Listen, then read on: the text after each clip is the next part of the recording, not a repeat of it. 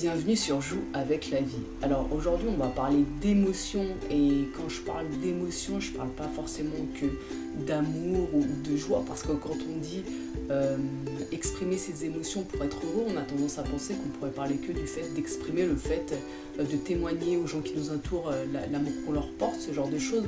Mais là je vais te parler vraiment de toutes les émotions, c'est-à-dire y compris la peur, y compris la colère, y compris la tristesse. Et toutes ces émotions-là, en fait, c'est hyper important de les exprimer. C'est hyper important de les libérer. Et ce qui se passe, il y a deux cas de figure souvent. Soit une personne, elle va s'accrocher à son émotion, c'est-à-dire que quand elle va ressentir une grande tristesse, elle va ressentir une tristesse. Et ce qu'elle va faire, c'est que au lieu de la laisser partir, elle va s'agripper à cette tristesse. Et ce qui va se passer, c'est que ça va durer dans le temps. Pareil pour la colère.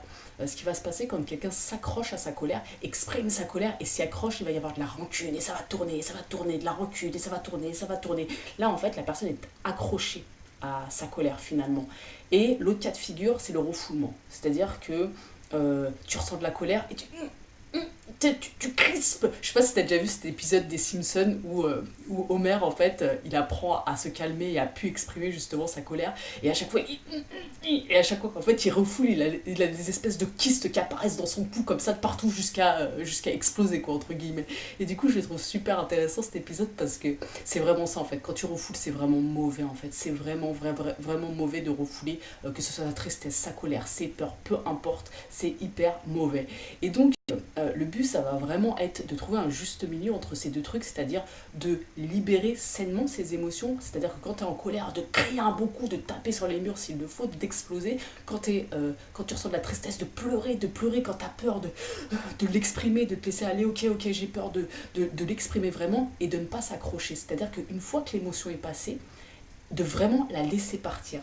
C'est-à-dire que une émotion, c'est pas un sentiment. Une émotion, c'est censé arriver comme ça. Il y a un déclencheur, évidemment, et d'un coup, pouf, ça explose en toi. Et une fois que l'explosion elle est passée, c'est terminé. C'est terminé.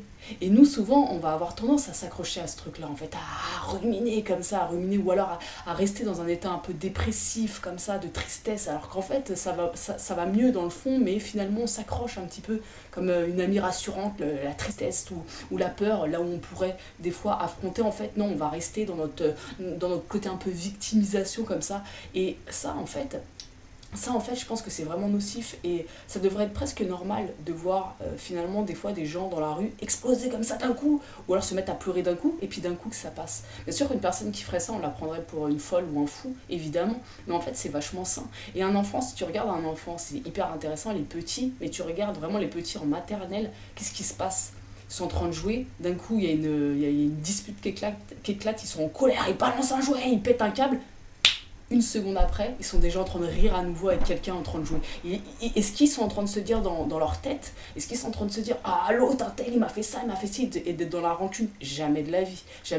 Ou est-ce que pour le scénario inverse, quand au moment où ils vont ressentir de la colère, ils font oh non, faut surtout pas que je lance mon jouet, c'est pas bien, après les gens ils vont me dire que je suis quelqu'un en colère, etc. Jamais de la vie non plus en fait. Un enfant, ce qu'il va faire, c'est qu'il va exprimer pleinement son émotion, ça va durer un instant, quelques minutes ou plus, et ça va passer.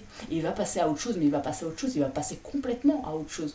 Complètement. Et pareil pour la tristesse, il va se mettre à pleurer, il va faire sa crise, et puis après, hop, fini, il se remet à jouer, il se remet à rire.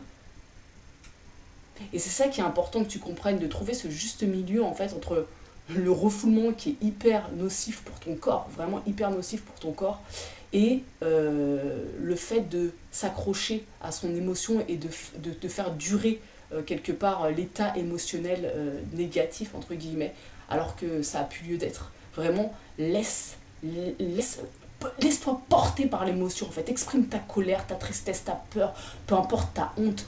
Exprime ça pleinement et libère le truc. Fais du théâtre même s'il le faut, rajoute-en entre guillemets, mais laisse libérer le truc. Voilà les amis, si t'as aimé cette vidéo, n'hésite pas à t'abonner si c'est pas déjà fait parce que je te poste une vidéo par jour. Et puis n'hésite pas à interagir en commentaire, je vais répondre à tous les coms avec grand plaisir. Ciao les amis.